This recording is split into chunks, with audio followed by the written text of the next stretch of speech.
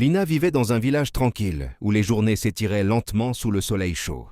Mais dans ce village, Lina se sentait isolée et rejetée. Elle était une jeune femme de 22 ans, mais son apparence était tout sauf attirante aux yeux des autres. Elle n'avait pas de charme, pas de beauté qui puisse attirer l'attention. Les enfants et les adultes du village se moquaient constamment d'elle, la qualifiant de laide et de différente. Les rires des autres résonnaient dans ses oreilles chaque jour. Chaque fois qu'elle sortait dans le village, les regards de moquerie l'envahissaient. Même les enfants, innocents et sans gêne, se moquaient d'elle. Leurs rires lui perçèrent le cœur à chaque pas. Lina s'éloigna des regards moqueurs et se dirigea lentement vers la rivière. Là, au bord de l'eau, elle se regarda dans une petite flaque. Le reflet qu'elle y vit n'était rien d'autre qu'une femme triste, une femme qui n'avait rien à offrir. Ses traits étaient durs, son regard était vide, et elle ne pouvait que se demander pourquoi elle était ainsi.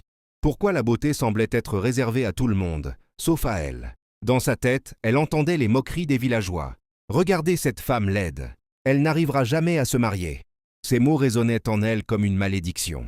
Lina n'était pas mauvaise, elle avait juste été oubliée par la beauté. Un jour, une nouvelle éclata dans le village. Le prince du royaume voisin allait organiser un bal. Il allait choisir une femme parmi toutes les jeunes filles du royaume, et il épousera celle qui lui plaira. Toutes les jeunes filles du village se précipitèrent pour se préparer à l'événement. Mais Lina, désespérée, savait que ce bal n'était pas pour elle. Elle se disait « Pourquoi m'embêter à y aller? Je suis la plus laide ici. » Elle se sentait incapable de participer à un tel bal, consciente que son apparence allait toujours la rejeter. Mais, au fond d'elle-même, elle rêvait en secret d'être vue, d'être reconnue et aimée. Cependant, son regard triste se porta sur les autres filles, belles, souriantes et confiantes. Elles étaient toutes prêtes à attirer l'attention du prince. Le soir, après avoir été moquée une fois de plus par les femmes du village, Lina, au bord de la rivière, se mit à pleurer. Elle s'éloigna dans la forêt pour fuir les moqueries. En courant à travers les arbres, elle sentit une profonde solitude. C'est là qu'elle rencontra une vieille femme assise sous un arbre, très calme. Son regard pénétra Lina d'un air mystérieux. « Que fais-tu ici, ma fille ?» demanda la vieille femme, d'une voix douce et rassurante. Lina, les larmes aux yeux, répondit « Je suis laide et personne ne m'aime. J'ai essayé de me cacher, mais je n'en peux plus.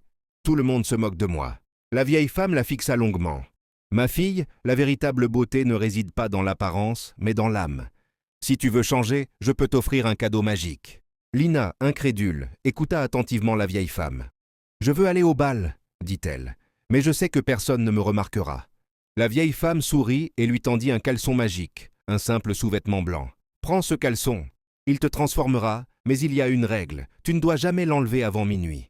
Si tu le fais, la magie disparaîtra. » Lina, encore sceptique, prit le caleçon magique, intriguée par cette promesse de transformation. Elle ne savait pas que ce cadeau allait bouleverser sa vie.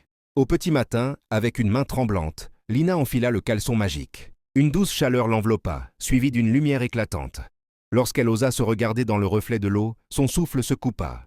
Ses traits s'étaient affinés, sa peau avait pris un nouvel éclat, et ses yeux brillaient d'une confiance retrouvée. Pour la première fois, elle était magnifique. La confusion laissa place à une joie pure.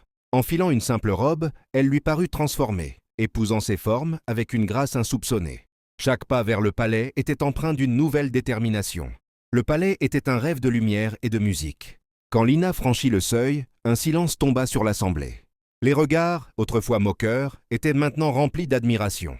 Au milieu de la salle, le prince, qui jusqu'alors s'ennuyait, se figea. Il traversa la foule, ses yeux ne quittant jamais les siens. « Madame, » dit-il d'une voix captivée, « votre beauté éclipse les étoiles. M'accorderiez-vous cette danse ?» Dans ses bras, Lina se sentait en sécurité, emportée dans un tourbillon. Chaque mot doux du prince était un baume sur son cœur. C'était plus qu'un rêve.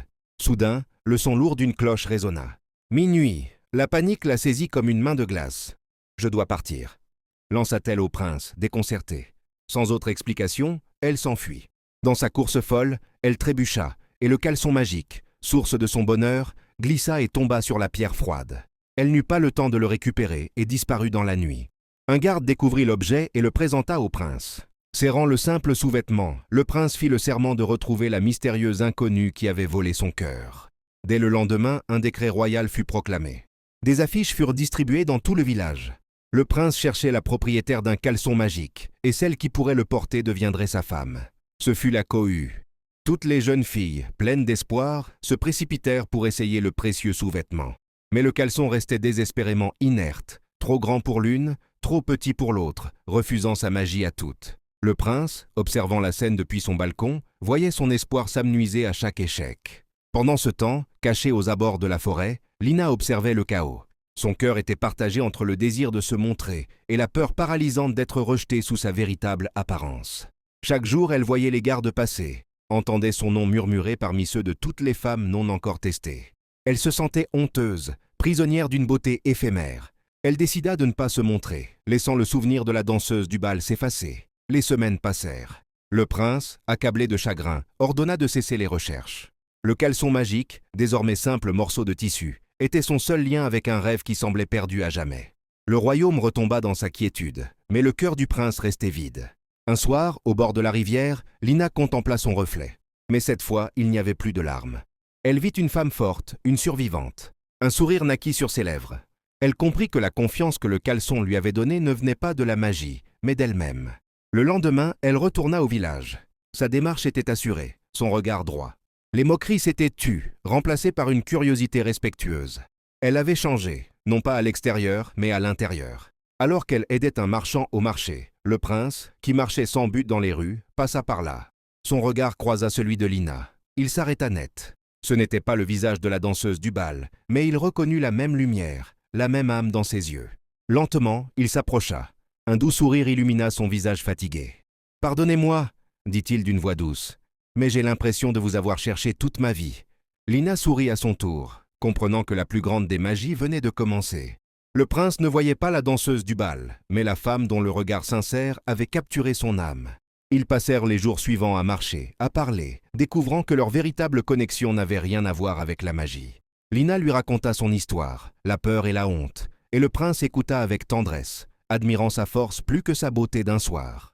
Un jour, dans les jardins du palais, il prit sa main. « Épouse-moi, Lina, » dit-il, « non pas la fille d'un bal, mais la femme qui m'a appris que la vraie beauté est celle du cœur. » Ensemble, ils regardèrent une dernière fois le caleçon magique. Comme pour leur dire adieu, il brilla d'une douce lumière avant de s'éteindre pour de bon. Son pouvoir n'était plus nécessaire. Leur mariage fut une fête joyeuse pour tout le village. Et lorsque Lina marcha vers l'autel, radieuse de bonheur, tous virent que la plus grande des magies n'était pas dans un objet enchanté, mais dans l'amour et l'acceptation de soi.